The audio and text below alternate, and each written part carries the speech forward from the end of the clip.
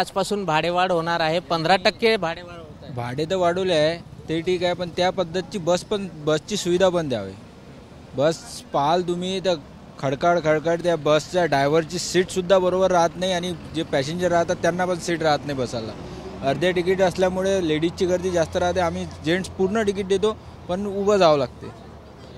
बसची काहीच कंडिशन चांगली नाही आहे. तुम्ही पाहू शकता हे बसेस कसे आहे, सगळ्यांना डागं डुगं लावलेले आहे. पण बस तुम्ही तिकीट वाढवली आहे तर बस पण सुधरवा ना. तुम्ही काय सांगाल का? 100 रुपये तिकीट असेल तर आता 115 रुपये होणार आहे आजपासून. हो, तिकिटांचं म्हणजे महागाई जरी वाढवत असाल तर गाड्यांची सुधारणा पाहिजे ना. तेवढी गाड्यांची सुधारणा नाही आहे. गाड्या अपुऱ्या आहेत. जनतेच्या मानानं म्हणजे गाड्या अपुऱ्या आहेत ना. गाड्या भरपूर प्रमाणात पाहिजेत. महागाईच्या दृष्टिकोनातून ठीक आहे, परंतु ते एवढी महागाई म्हणजे तिकीट वाढवायला नाही नको आहे, किंवा वाढवायचं जरी असेल तरी गाड्यांची सुधारणा तेवढीच पाहिजे.